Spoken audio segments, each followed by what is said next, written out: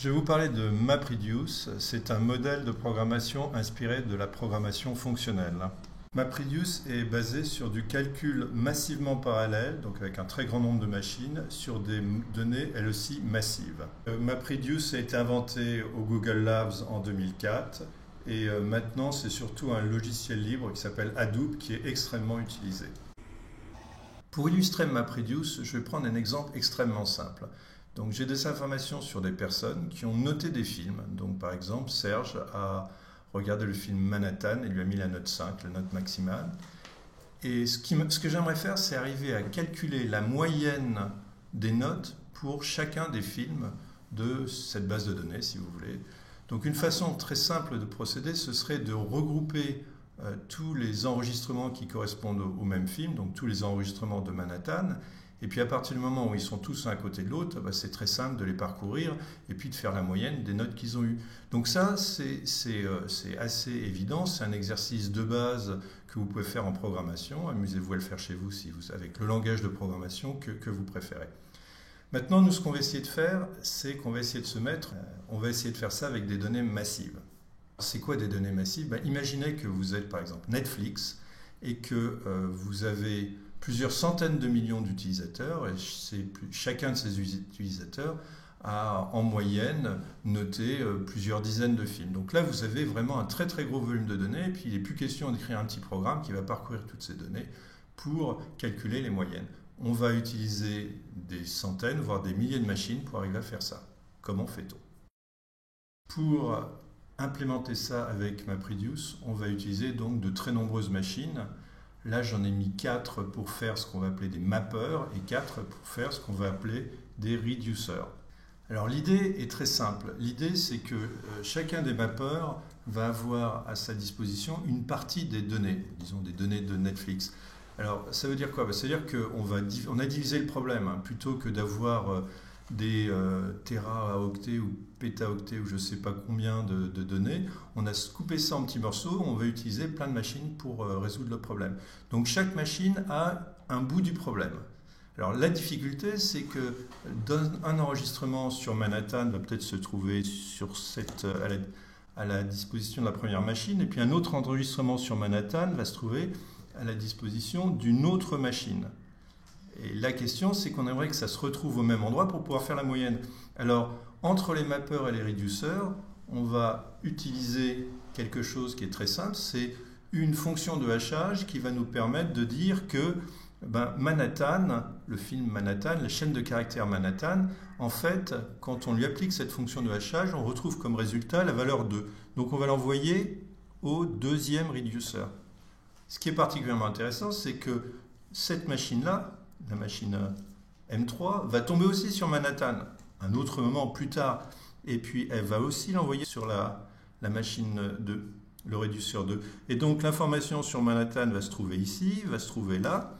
Et cette machine R2 va se retrouver dans exactement le problème qu'on avait à résoudre tout à l'heure, c'est-à-dire un certain nombre de films pour lesquels il faut qu'elle calcule la moyenne. Donc on a découpé notre problème grâce à cette fonction de hachage ici.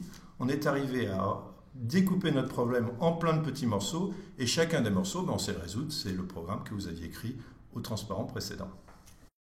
Si vous avez bien compris ce problème des mappeurs et des reducers, qu'est-ce qu'il vous reste à faire en tant que programmeur quand vous voulez résoudre ce problème de calculer les moyennes pour chacun des films? Premièrement, vous devez écrire le programme des mappeurs. Donc ce programme, ils sont tous le même programme, c'est quelques lignes de code. Deuxièmement, vous avez écrire un autre programme qui est le programme des reducers. Est-ce que c'est plus compliqué? Non, non, pas du tout, c'est aussi quelques lignes de code. Donc la seule chose un peu magique, c'est qu'ensuite vous lancez MapReduce. Et MapReduce va prendre comme paramètre le programme des mappeurs et le programme des reducers et va calculer exactement les moyennes pour tous les films que vous avez dans votre système. Alors, vous pourriez me poser la question, qu'est-ce qui se passe si je veux trier par ordre croissant, trier tous les films par note croissante? Comment je fais? J'utilise encore MapReduce et je vais vous montrer comment. Si vous regardez votre problème maintenant, le problème est un petit peu le même, c'est-à-dire que quelque part ici, j'ai un film qui a comme moyenne 4,5.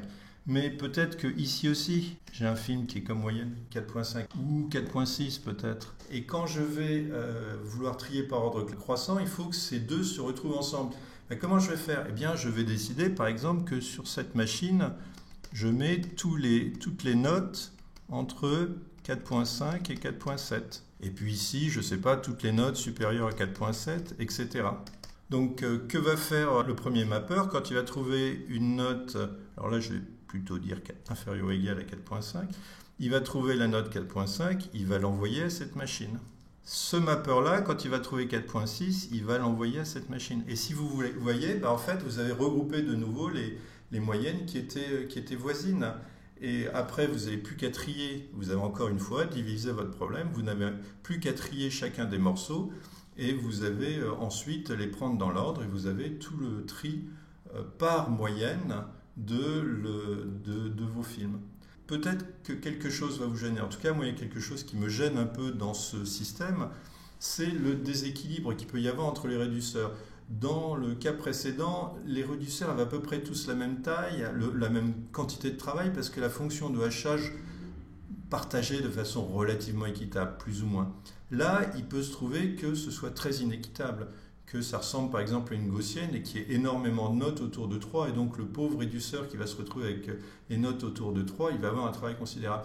Eh bien, qu'est-ce qu'on peut faire? On a plein de solutions possibles. Une solution en particulier, ce serait de commencer par calculer des intervalles qui ne soient pas tous égaux avec un premier MapReduce et un dernier MapReduce qui irait vraiment faire le travail. Il y a plein de choses qui sont possibles.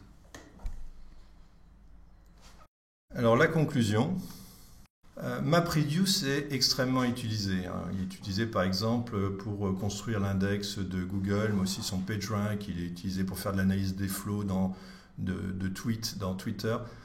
Il y a plein de domaines où on utilise MapReduce essentiellement parce qu'on a beaucoup de données. Donc ce qu'il faut retenir donc, c'est que ça permet de faire des traitements simples sur d'énormes quantités de données. Et tout ça, c'est grâce au parallélisme massif, grâce à cette idée, mais vraiment fondamentale en informatique, de diviser un problème qui est trop gros en problèmes plus petits pour arriver à le résoudre. Alors ici, on arrive à le résoudre grâce au parallélisme. Alors ma présentation de MapReduce était très simplifiée. Pour plus de précision, je vous encourage à aller lire le chapitre sur la distribution de données massives sur le web dans un livre sur la gestion de données du web que vous trouverez en format ouvert à l'URL webdam.inria.fr/Georget.